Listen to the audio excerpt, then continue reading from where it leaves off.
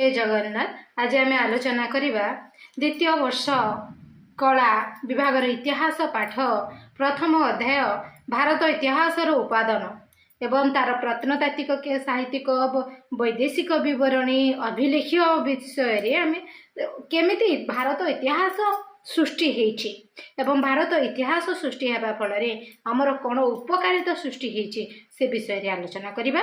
देख आम ए विषयटी आलोचना कर केतेटा प्रश्न अच्छी मो पाखे से गुड़िकर ही रही।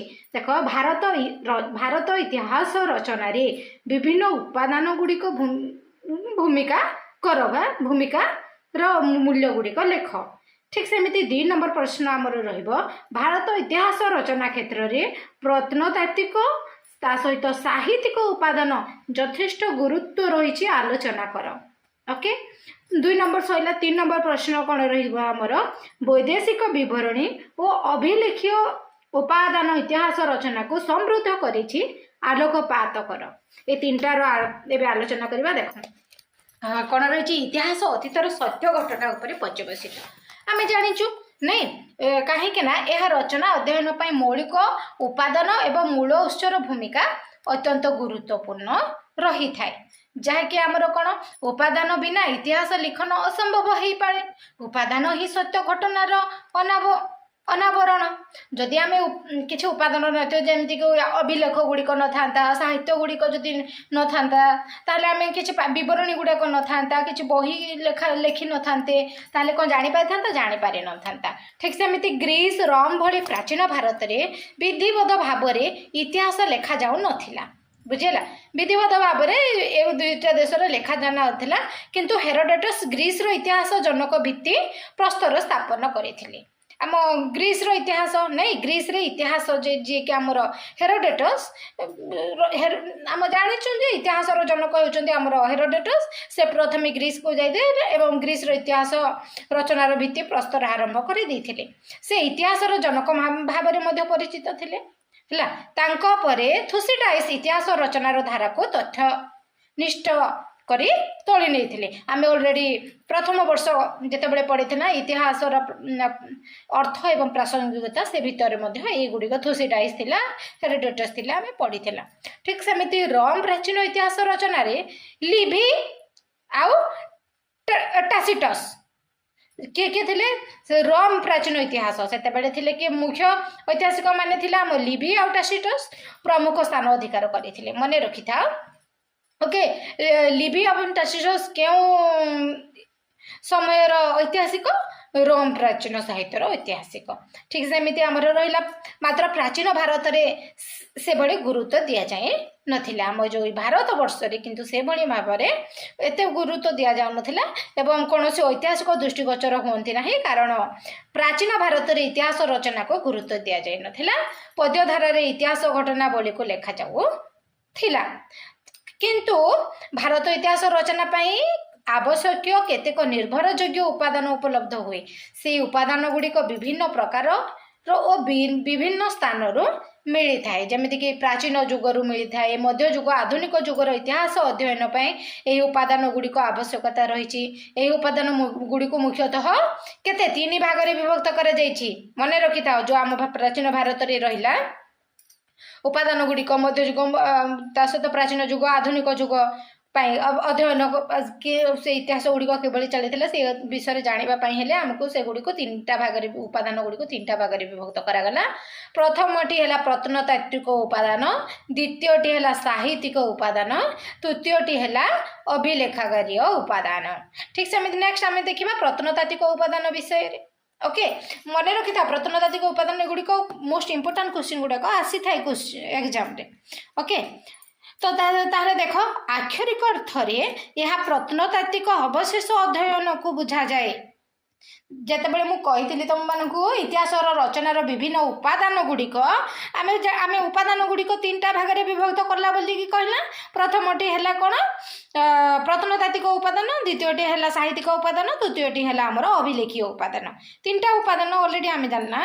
तो प्रत्नतात्विक उपादान एवं साहित्यिक उपादान कौन कौन सब मिली था आम इतिहास अभिलेखीयकारी उपादान आम केमी पाई था आम इतिहास तो से गुड़िक एग्जाम रे आसे बुझे। तेणुक करिकी कि जमारो मिस करिबो नाही, स्किप करिबो नाही, भिडियोटी को आराम से देखिबो एवं कॉन्सेप्ट क्लियर हबो। ठीक सेमती प्रत्नतात्विक उपादान रे कोन रहिला आमे जानला जे प्रत्नतात्विक आक्षरिक अर्थ हला पुरातत्विक अवशेष अध्ययन को बुझा जाए, जेनटा कि पुरातात्विक भाव रे संपूर्ण भाव रे जे पूरा खुली ताली पूरा स्पष्टटा जानिबा। ठीक जेमिति जहाँ माटी उपरे माटी तले दृष्टिगोचर होइथाय, जेनटा कि माटी उपरे मध्य थाए किंतु माटी तले मध्य थाए, जेनटा कि प्रत्नतात्विक से अवशेष रे जाए। सर्वेक्षण एवं खनन प्रक्रिया द्वारा यह लोकलोचन को आसी थाए। सर्वे करबे, सर्वेक्षण बोले बुझी पारछ तो, सर्वे जाके से जगह को जाके निजे बुलबे, निजे देखबे, तथ्य अनुसंधान करबे, तथ्य पाइबे, तापर जाके आलोचना करेंगे लोकलोचन लोकों पाखरे बुझेगा। एगुड़िक उपयुक्त विश्लेषण द्वारा आवश्यक तथ्य इतिहासक को मिली थाए एवं यह प्रत्नतात्विक उपादान कुहागला। जमीक 1784 मसीह केन्द्रे बंगरे गोटे है एशियाटिक सोसाइटी प्रतिष्ठा होगा फल प्रत्नतात्विक क्षेत्र में अनेक गवेषणा करागला बुझेगा, जहाँकि प्रत्नतात्विक उपादान गुड़ी को पुणी विभिन्न भाग में विभक्त करागला, जेनटा कि 5 भाग में विभक्त करागला प्रत्नतात्विक उपादान गुड़ी को बुझेगा।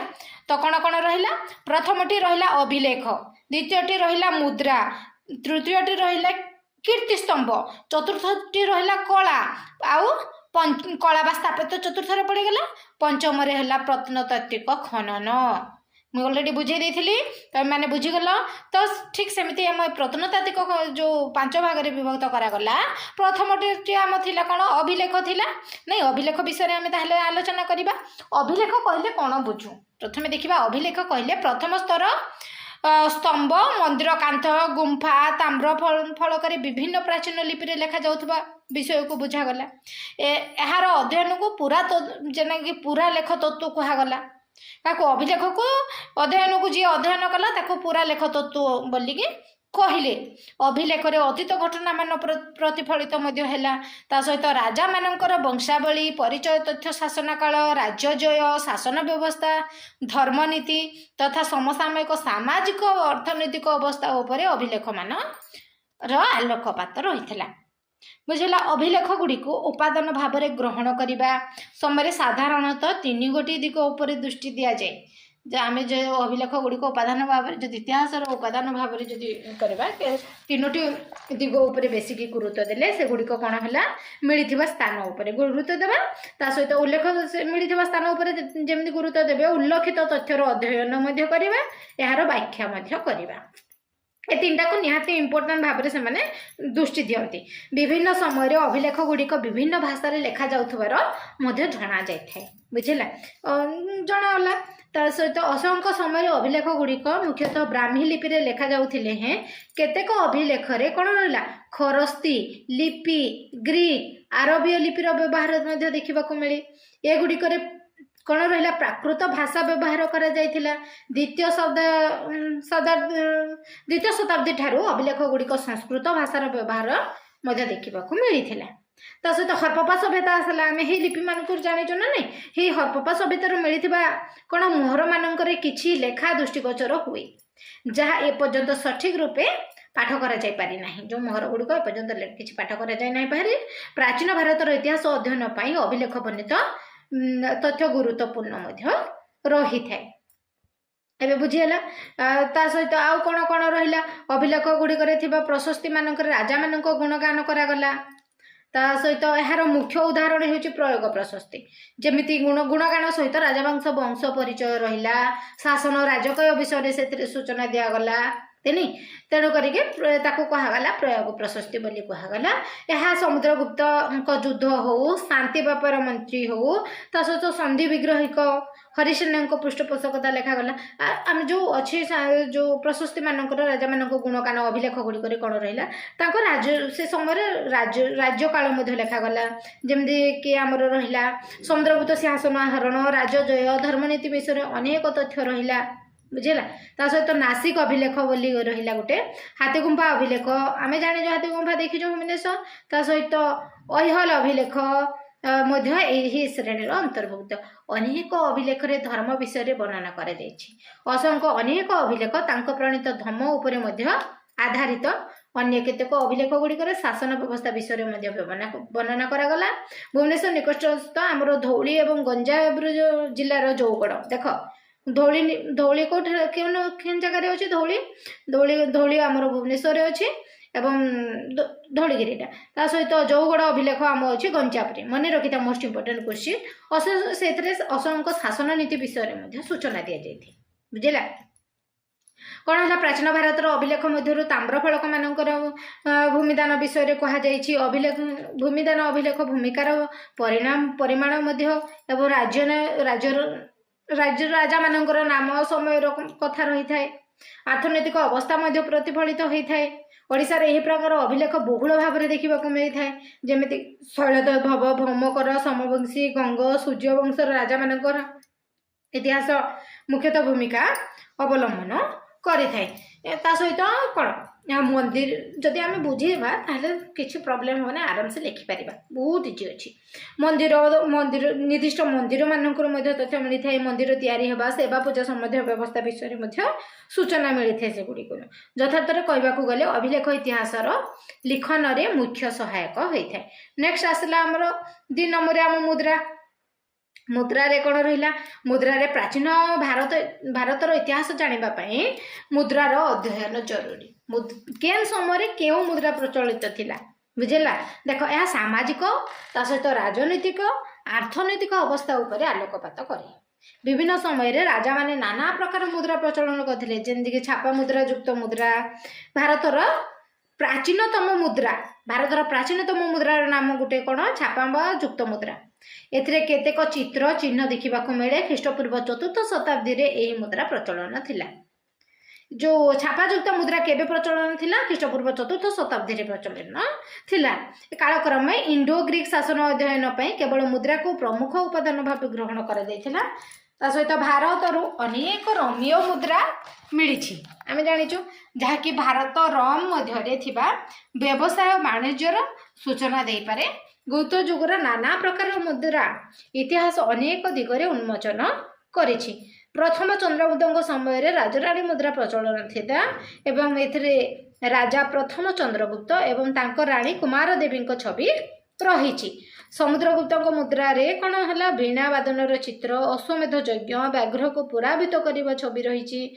या छड़ा केतेक व्यवसायी संगठन द्वारा किछि मुद्रा विभिन्न समय प्रचलित होइथिला नहीं आम बुझीगला विषय एवं मुद्रा मानक कौन स्वर्णर परिणाम से समय अर्थनैतिक अवस्था उपर आलोकपात करा जायथिला। मुद्रा मिलथिबा स्थान द्वारा राजांकर साम्राज्य विस्तार जना पड़ी थाए एवं मुद्रा द्वारा कौन तत्कालीन समय धर्म पोशाक लिपि विषय जना जाए तो इतिहास लिखन रे मुद्रा एक निर्भरयोग्य उपादान।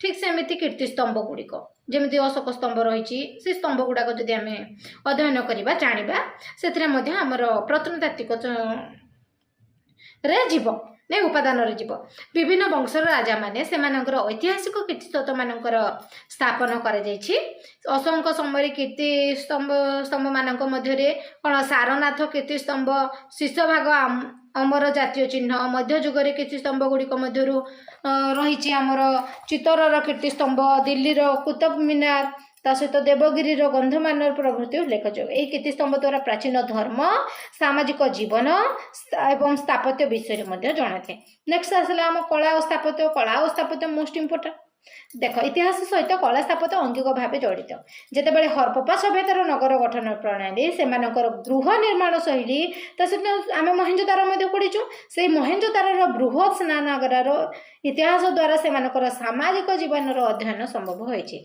स्तूप विहार सहित च्युत गृह बौद्ध धर्मर विकास रही एगुड़िक बौद्ध स्थापत्य मध्य प्रदेश सांची ठारे थिबा स्तूप एक प्रधान कीर्तिस्तंभ। यहीपरि प्राचीन भारत रे अनेक स्थान रे मंदिर मान गढ़ी उठी एमानक मध्य कौन तिगौआर विष्णु मंदिर देवगढ़ दशावतार मंदिर ता सहित नाचना कुथार शिव मंदिर अंतर्भुक्त जाभा कंबोडियार प्रकांड मंदिर मानक भारतर संस्कृति उपर आलोकपात रही। तो आम जानीगला ठीक सेमती प्राग ऐतिहासिक जुगर गुंफा कांथरे विभिन्न प्रकार चित्रकला देखा मिले बुझेगा विभिन्न प्रकार एवं आम मुख्यतः उत्तर भारतीय तार सहित मध्य भारतीय दक्षिण भारतीय कलिंग कौशली परिलक्षित होती मंदिर रे थिबा मुख्य देवादेवी मंदिर कांथरे थिबा विभिन्न मूर्ति से परिधान परिपाटी भारतीय कलार एक निखण प्रकाश तेणु कला स्थापत्य नीरव कीर्तिराजी कथा वर्णना करें। आम नेक्स्ट आसला आम प्रत्नतात्विक खनन। प्रत्नतात्विक खनन रे कौन कौन रहा आलोचना करवा। देख प्रत्नतात्विक खनन रे अनेक स्थान 5 नंबर ना अनेक स्थान रे खनन प्रक्रिया द्वारा माटी तलु विभिन्न कौन प्राचीन द्रव्य मान आविष्कार कर द्रव्य गुड़िक अध्ययन द्वारा अनेक ऐतिहासिक तथ्य मिली। केवल प्रत्नतात्विक खनन द्वारा कौन हो हरप्पा सभ्यतार केतेक सहर आविष्कार संभव हो पारे। भुवनेश्वर निकटस्थ शिशुपालगढ़ प्रत्नतात्विक खनन प्राचीन ओडिशार अनेक ऐतिहासिक तथ्य प्रदान कला। खनन द्वारा सहर ध्वंसावशेष मूत्रपात्र मुद्रा अलंकार मोहर नाना प्रकार मूर्ति मिलला। एगुड़िक इतिहास नाना दिग उपर आलोकपात कराइला। तो आम देखला तो मोर आशा एतिकी आम नेक्स्ट आम साहित्यिक उपादान नेक्स्ट क्लास रे आलोचना करवा कहीं भिडियोटी बहुत बड़ हो जाए। मोर आशा ये भिडियोटी तुम मान को बहुत उपयोगी आसो। ओके तो मो सांग मान पाक बहुत मात्रा रे शेयर कर। मो चैनल को जब भल लगुच कमेंट कर सब्सक्राइब कर दियो। जय जगन्नाथ।